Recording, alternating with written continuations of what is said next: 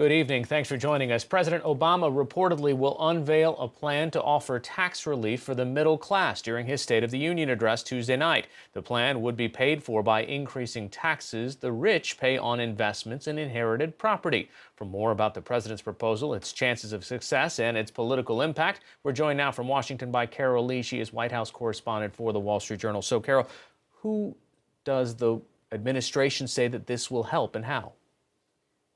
Their main target is the middle class, and their argument is that it will help the middle class by closing certain tax loopholes that they say benefit the top 1% of Americans, and making different changes to the tax code, including raising the capital gains tax from 23.8% to 28% by, as you mentioned, taxing some of these investments and assets that people transfer to their children that currently are not taxed, and a number of other things. And what they would do with that money, which is roughly several $100 billion, is put it towards proposals such as tripling the child tax credit. So that would go from $1,000 to $3,000. They're proposing to create a new tax credit for households where both spouses work.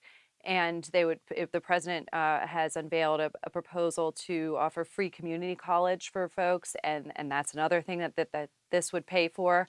And so it's basically the president's opening bid on a number of tax issues that have been vexing Washington for a long time. And so far, it has not gotten a very warm reception from Republicans. But the White House's argument is that this would help the middle class. The Republicans say that they are now focused on the middle class. The economy is doing better. And so now is the time to do take steps like this. And while conceding that they probably won't get everything that they want, which is a very optimistic view of this package, given the response we've seen from Republicans, the hope is that this is an opening bid to what the White House hopes are broader negotiations on some of these individual tax code issues. Right. So, what are the political implications, even if it can't get through Congress?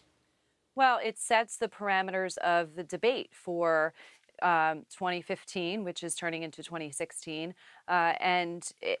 The two things that the parties have agreed on, you've seen this in a number of potential Republican presidential candidates. You've heard it from former Secretary of State Hillary Clinton, and the White House is really pressing on this issue, is that the middle class is in need of help, and that wages are stagnant. And while GDP is growing and unemployment rate is at new lows, the middle class is still really struggling and requires some targeted measures to try and build them up.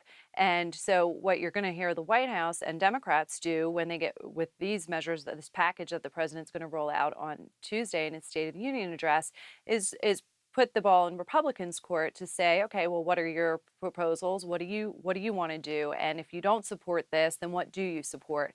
And so it's designed to, even if it doesn't pass, move the debate along and to where the two sides are having to stake out their territory ahead of the 2016 election. All right, Carol Lee joining us from Washington from the Wall Street Journal. Thanks so much. Thank you for having me.